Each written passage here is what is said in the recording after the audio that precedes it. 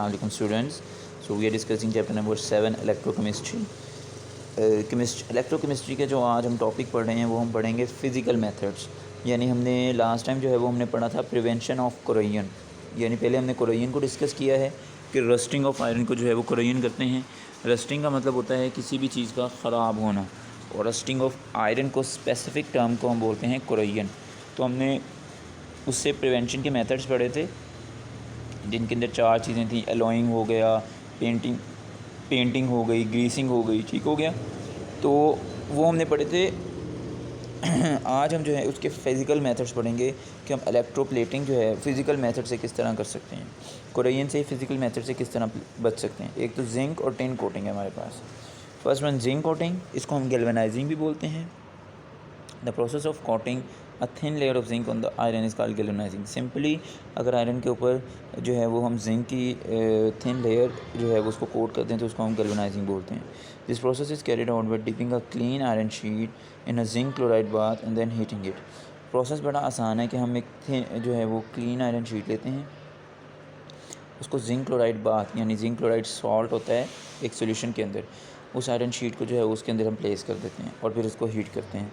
After this iron sheet is removed, rolled into molten zinc metal bath and finally air cooled. इसके बाद क्या होता है कि आयरन शीट जो है वो रिमूव हो जाती है, उसको जो है वो मोल्टन जिंक मेटल से जो है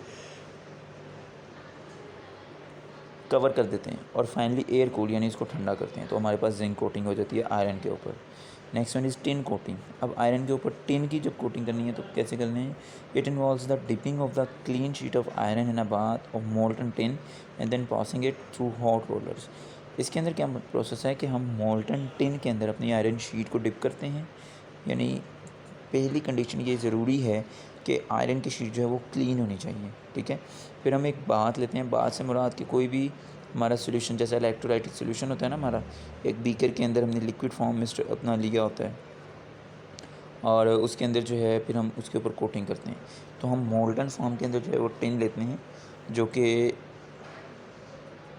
जो है हम अपनी आयरन शीट उस मोल्टन टिन के अंदर बाथ के अंदर रखते हैं और फिर हम इसको हॉट रोलर्स के दरमियान से गुजारते हैं जिसकी वजह से वो उसकी बाइंडिंग स्ट्रॉन्ग हो जाती है. Such sheets are use in the beverage and food cans. आपने अक्सर टिन पैक्स के अंदर देखा होगा, यानी हम कोक के स्प्राइट के टिन पैक्स देखते हैं तो उसके बाहर जो है वो प्रिंटिंग होती है लेकिन अंदर कोटिंग हुई होती है टिन की. सिल्वर कलर का जो है वो कोटिंग होती है, वो इसी प्रोसीजर के थ्रू होता है. The tin protects the iron only as long as it protective layer remains intact. Tin जो है वो तब तक आयरन को बचाता है जब तक कि टिन की कोटिंग उसके ऊपर मौजूद है. अगर टिन की कोटिंग किसी डैमेज की वजह से या किसी केमिकल रिएक्शन की वजह से नहीं रहती तो फिर वो आयरन के ऊपर नहीं रहेगी, तो आयरन जो है फिर वो डैमेज होना शुरू हो जाएगा. Once it is broken and the iron is expose to the air and water, a galvanic cell is establish and iron rust rapidly. ज़ाहिर सी बात है कि जब टिन की कोटिंग ऊपर नहीं रहेगी फिर वाटर के रिएक्शंस होने लग जाएंगे, उसके साथ एयर के रिएक्शन होने लग जाएंगे. जैसे हमने रस्टिंग ऑफ आयरन पढ़ा तो आयरन के साथ जो है वो रस्टिंग का प्रोसेस स्टार्ट हो जाएगा और फिर वो जो है ख़राब हो जाएगी. ये तो थे फिज़िकल मेथड्स. इसके अलावा हमारे पास इलेक्ट्रोलाइटिक मेथड्स भी हैं. इलेक्ट्रोलाइटिक मेथड होता क्या है, आइए उसको डिस्कस करते हैं. कि electroplating is depositing of one metal over the other by means of electrolysis. Electrolysis के थ्रू एक मेटल के ऊपर दूसरी मेटल का डिपॉजिट करना, यानी इसको उर्दू के अंदर हम मुलम्मा भी बोलते हैं. ठीक है. यानी जैसा आपने देखा होगा कि हम चांदी का अगर हमारे पास कोई भी ऑब्जेक्ट है ज्वेलरी से रिलेटेड, ठीक है, तो उसके ऊपर हम सोने का पानी चढ़ा देते हैं तो हम एक मेटल के ऊपर दूसरी मेटल की इलेक्ट्रोप्लेटिंग करते हैं. ठीक हो गया. This process is use to protect metals against corrosion and to improve their appearance. एक तो उनको जो है उनकी अपीयरेंस बेहतर करने के लिए यानी खूबसूरत दिखने के लिए, दूसरा उनको कोरोजन से प्रिवेंट करने के लिए, ख़राबी से बचाने के लिए. Prevention of electroplating is to establish an electrolytic cell in which anode is made of the metal to be deposited. Electroplating का एक ही प्रिंसिपल है कि उसके अंदर हमने एक इलेक्ट्रोलाइटिक सेल बनाना है जिसके अंदर एक जो है मेटल वो एनोड का फंक्शन परफॉर्म करेगी और जो दूसरी मेटल है वो कैथोड का फंक्शन परफॉर्म करेगी. तो सबसे पहले जो हमारे पास एनोड है ये उस मेटल का बनेगा टू बी डिपॉजिटेड. जो डिपॉज़िट करनी है, यानी अगर हम चांदी के ऊपर सोने का कवर चढ़ाना है तो जो सोने की प्लेट है इसको हमने डिपॉज़िट करना है दूसरी मेटल के ऊपर। इसको हम एनोड के तौर पे लेंगे and the cathode of the object on which metal to deposit, और जिसके ऊपर हमने डिपॉज़िट करनी है वो कैथोड होगा, यानी हमने सिल्वर शीट है जिसके ऊपर सोने का पानी चढ़ाना है। तो सिल्वर जो शीट होगी हमारे पास वो हमारे पास एनोड कैथोड के तौर पे काम करेगी।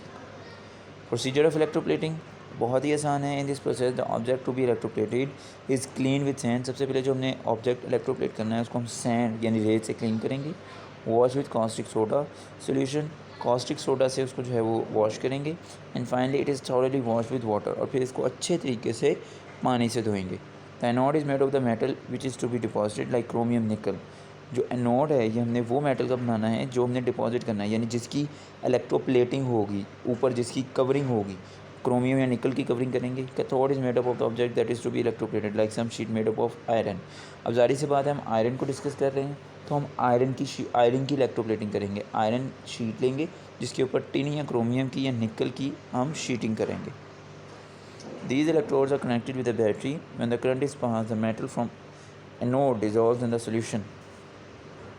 इन दोनों इलेक्ट्रोड्स को जो हमने एनोड और कैथोड कंसिडर कर लिए, इनको हम बैटरी के साथ जो है वो कनेक्ट करेंगे, और जब हम जो है इस बैटरी के अंदर से करंट पास करवाएंगे तो क्या होगा कि metal from anode dissolve in the solution, यानी जो एनोड से हमारी मेटल होगी वो सोल्यूशन के अंदर डिजॉल्व हो जाएगी, और मेटलिंग आयन जो है ये कैथोड की तरफ मूव करना शुरू हो जाएंगे। यानी जो ऑब्जेक्ट के ऊपर हमने डिपॉजिट करवाना है कैथोड के ऊपर डिपॉजिट होना स्टार्ट हो जाएंगे। As a result of this discharge a thin layer of metal deposits on the object which is then pulled out and clean. तो हमारे पास सिंपली मेथड के थ्रू सोल्यूशन के अंदर जो एनोड से जो है कैथोड की तरफ आयन जो है वो ट्रांसफ़र होना स्टार्ट हो जाएंगे और कैथोड के ऊपर डिपॉजिट होना शुरू हो जाएंगे। तो सिंपली हमारे पास जो भी आयरन शीट होगी उसके ऊपर हमने क्रोमियम या निकल की शीटिंग करवानी है, तो वो इस तरह उसके ऊपर जो है वो डिपॉजिट हो जाएगी। फिर हमने इस ऑब्जेक्ट को जो है ये बाहर निकाल लेना है और अच्छे तरीके से साफ़ कर लेना है। तो इलेक्ट्रोप्लेटिंग का जो है वो टेक्निक जो है वो हमने प्रोसीजर वर्किंग आज हमने इसकी डिस्कस कर ली। इससे नेक्स्ट हम डिफरेंट चीज़ों की इलेक्ट्रोप्लेटिंग करेंगे, यानी सिल्वर की इलेक्ट्रोप्लेटिंग हो गई, टिन की इलेक्ट्रोप्लेटिंग हो गई, ये हम नेक्स्ट लेक्चर के अंदर डिस्कस करेंगे। आज हमने जब इलेक्ट्रोप्लेटिंग का जो है वो पूरा मेथड जो है वो डिस्कस कर लिया है। तो आज का हमारा लेक्चर यहीं तक का था। नेक्स्ट के लिए अल्लाह हाफिज़, थैंक यू सो मच।